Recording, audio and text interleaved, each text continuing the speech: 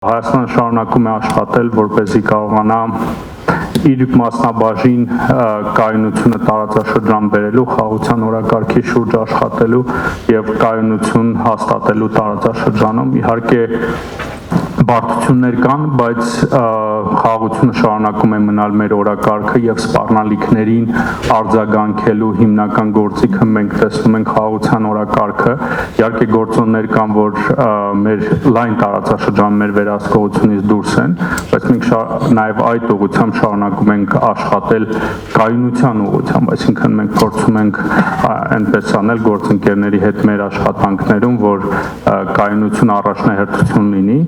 եւ նաեւ աշխատում ենք խաղաղության օրակարգի առաջ մղման ուղղությամբ, գիտեք, որ խաղաղության պայմանագրի տեքստը այլևս վերջնականացված է, մարտին այն վերջնականացվել է, այժմ մենք բանակցում ենք Ադրբեջանի հետ խաղաղության պայմանագրի ստորագրման ժամկետի շուրջ խորհրդակցություններ ենք իրականացնում ադրբեջանական կողմի հետ եւ հույս ունենանք, որ դա կլինի հնարավորինս շուտ։ Ես հասկանում եմ, որ տանգո պարելու համար զույգ է պետք,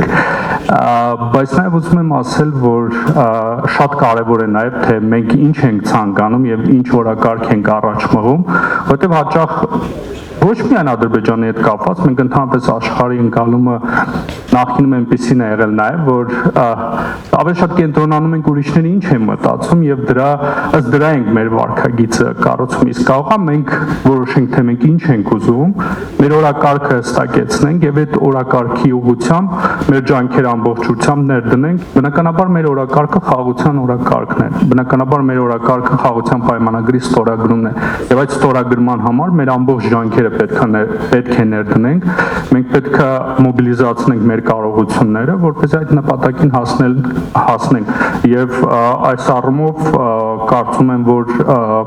իհարկե մենք ամբողջությամբ մեր խաղաղության օրակարգը ամբողջությամբ չեն կարողացել իրականացնել, բայց շատ հարցերում նաև կարողացել ենք որոշակի կայունության հասնենք եւ կարծում եմ այդ կայունությունը տեսանելի է նաև իհարկե կարող են օրինակներ լինել, բայց նաև որտեղ կարող են հարցականի տակ դրվել իմես ասածը, բայց նաև կարող եմ ասել, որ կամ բազմաթիվ փաստեր, որոնք ցույց են տալիս, որ առնվազն որոշակի կայունություն կա Հայաստան-Ադրբեջան հարաբերություններում։ Որ Հայաստանը շարունակում է լայնածավալ բարեփոխումներ զինված ուժերում, զինված ուժերի բարեփոխումներից բացի Հայաստանը ձեռք է բերում ժամանակակից սպառազինություն եւ այդ բոլոր կարողությունների առաջնային խնդրի լուծման նպատակն է, որպեսզի պաշտպանենք Հայաստանի տարածքային ամբողջականությունը, ինքնիշխանությունը, ժողովրդավարությունը եւ սրանք են առաջնահերթությունները մեր։ Այսինքն մենք նաեւ հաշվի ենք առնում տարածաշրջանում ընթացող գործընթացները եւ նաեւ այդ առումով ձեռք ենք բերում կարողություններ։